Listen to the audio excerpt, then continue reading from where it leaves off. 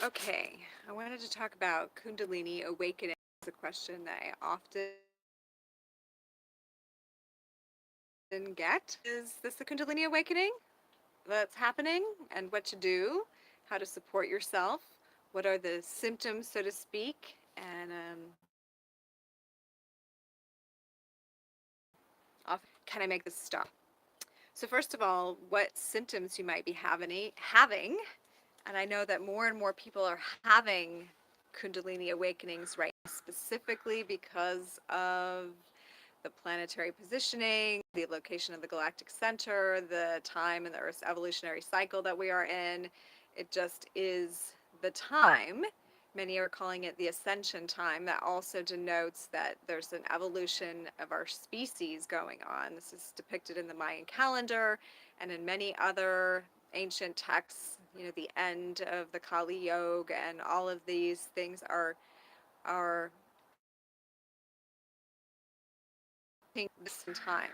Terence McKendon called it the event horizon, or the point of 100%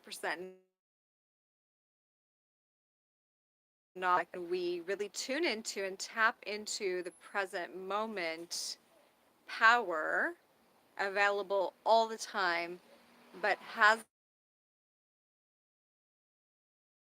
been to speak non-accessible because of the patterning, because of the matrix, because of the conditioning, the subconscious programming, the ancestral patterns, the overlays of dimensional overlays of consciousness, specific belief structures which have been laid out for us and we've been living into. So there's a breach in that now. There's an opening, if you will, like the center of a figure eight, a portal opening, to use those terms, but also it's like an identity crisis of humanity, or maybe just you personally feel like you are having like a midlife crisis. And what that really means is you're just suddenly becoming aware of reality in a different way, a way that you haven't been aware of it before. Maybe you've read about it, maybe you've wanted to, but you suddenly are becoming more aware of things in the moment than you ever have. Maybe also your body is acting different. Specifically, maybe your nervous system feels like it's, different, maybe numbing a lot, maybe like shocking or shooting sensations going on either in your spine or even all the way down to your fingers or toes as the nervous system is receiving an influx of cosmic energy, stepping down from your energetic body. So the Kundalini energy does utilize the spine and the chakra systems and then steps down through the nervous system, through the nerve bundles, through the different nerve plexuses, into our nervous system, into our glands, and into our body. So when this is pumping up, when it's opening and activating and more is coming in, if say we have a specific block somewhere, if we're contracted at a certain level of our consciousness, we can experience physical symptoms in those areas that look like a problem or a block or an illness. So, root chakra, the very base, this is the seat of Kundalini, this is where it starts its movement.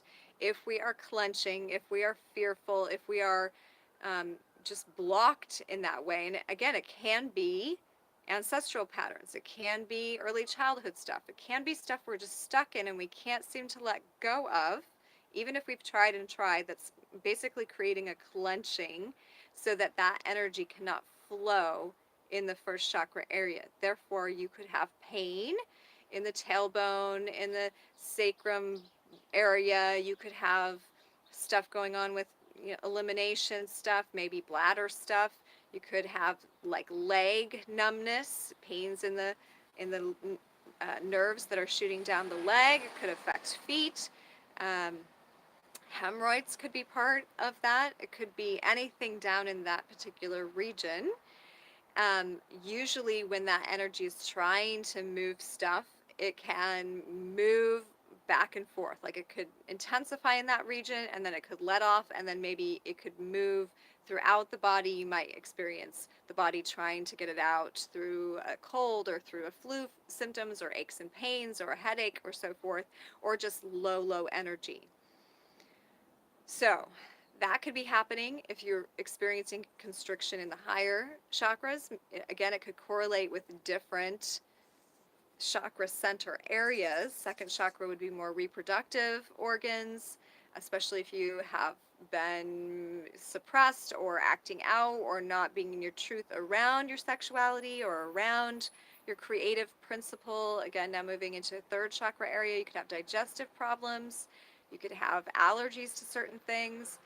You can move up to heart and high heart stuff. If the energy is blocked there, you could have immune disorders. You could have up into the throat, thyroid or parathyroid stuff, just depending, because as the Kundalini starts moving, it is like going to flush everything. So it's like you might feel like a heat sensation going up your spine, or alternating cool and warm currents is very common in the spine.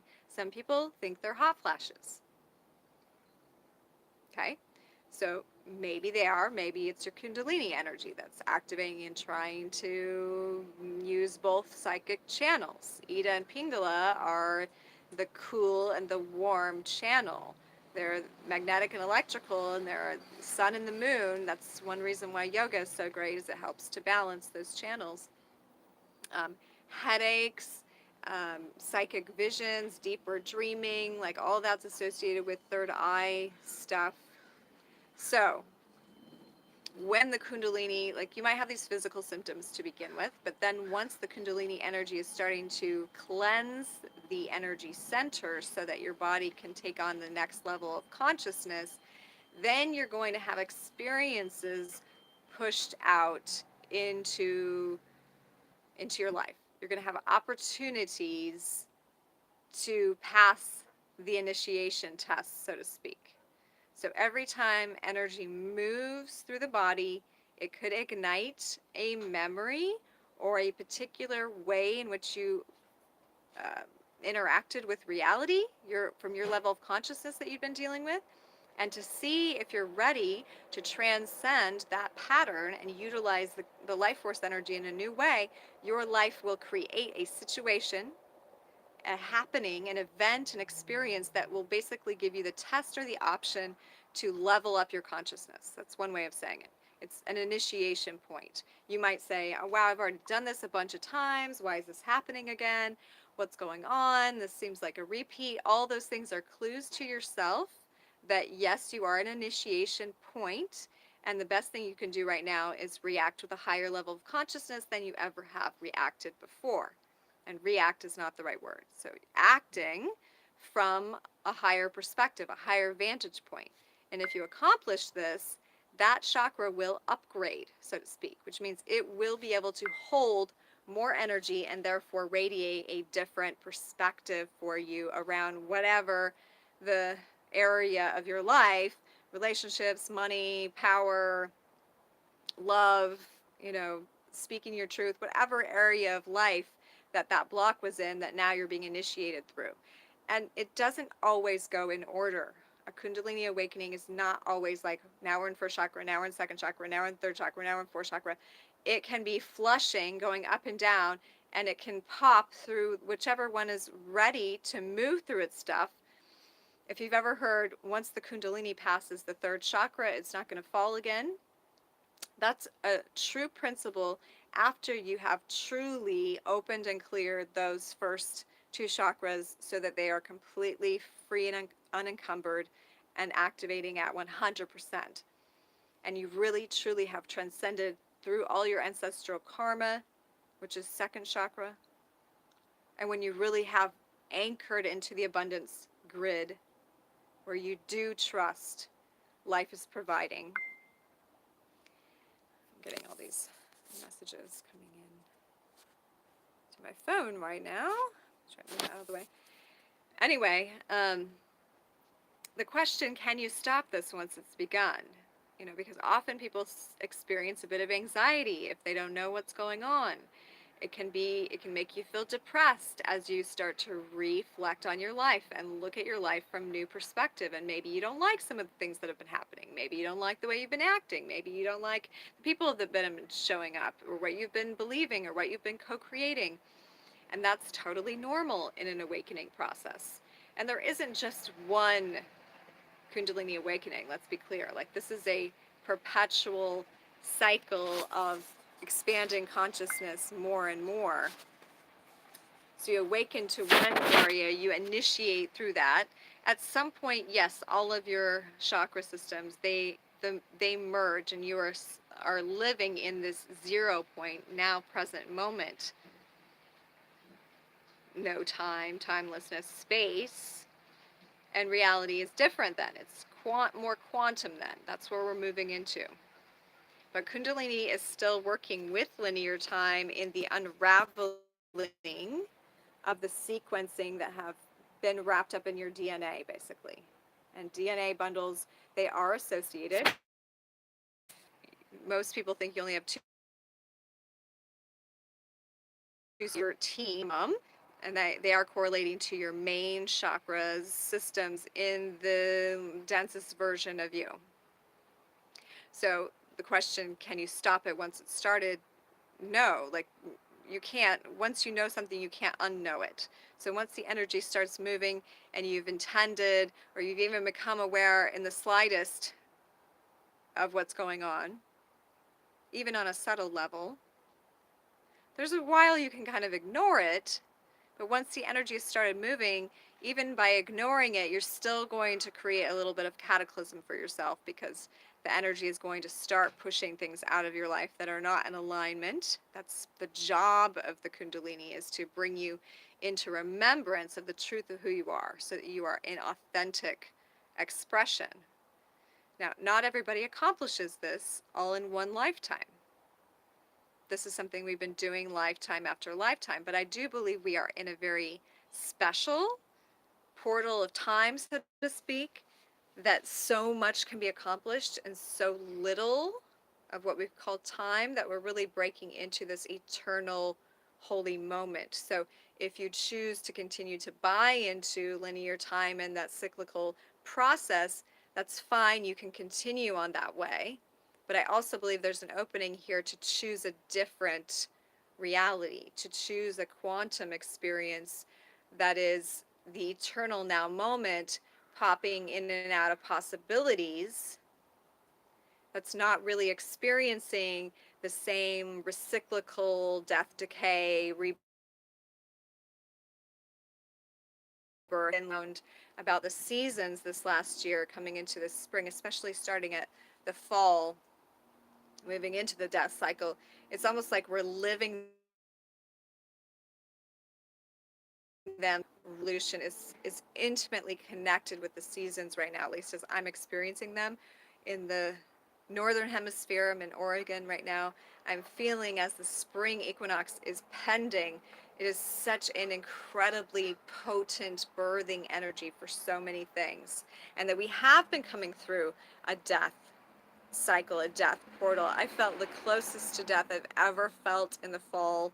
I felt like I was brushing right against. In fact, some people even told me I looked like I was brushing against death. And I felt that. I felt myself needing to go there with all of me that I could, and just dump out old belief systems. And this is part of what the Kundalini assists us in doing, is dumping old consciousness. He is spinning those out of our energy fields so that we can express from our highest potential point of consciousness. And everyone who comes in our reality is on one level or another awakening, at whatever level that is for them. Sometimes that's in a very different place than we're at, and it feels uncomfortable to sometimes look that layer in the face, because we've been there. And some of us not that long ago. So sometimes when we have passed a gate, and then we look at the gate, and though this person's going to express it differently than us, they have a different history and a different body and a different scoop of lifetimes in their bucket. But we all are going through this shake up, wake up, and this cleansing. And when it begins to occur, the best thing we can do is to have kindness for each other, compassion, compassion for ourselves. It's easy to get caught up in someone else's process, especially if we have been there, especially if we think we can help. So it's good sometimes to disengage, to hold loving space, and to allow everyone their process. It's kind. So, as the Kundalini begins to blow things through and even out, you do feel more balanced. You do feel more grounded. You begin to understand where your different spectrum points lie and how you can dance within them. And things seem to settle down a bit. It can be a bit exciting at the beginning and feel like very high energy. I was going to say depressing sometimes, as our old belief structures are sloughing off literal neurotransmitters and neural pathways in our brain. We literally physically slough that stuff off. So as we're letting that stuff cleanse through our bloodstream, we can feel depression, as we re-experience some of those beliefs that no longer serve us moving through us, and we can sometimes question why we're feeling that way again. But remember, it's also a physical detox. We're detoxing beliefs as we're waking up. So have some nourishing kindness for yourself as well. And if you need support, then reach out and ask specifically, as specific as you can, what kind of support you need, even if it's just an ear, even if it's just a place to vomit all of your stuff, or you just want someone to sit and see you as you feel yourself birthing, or to honor with you the part of you that's dying. Okay, any questions, please send me a message or drop it in the comments below. And I do hope you have a blessed journey. The awakening is an exciting experience that we are all doing together.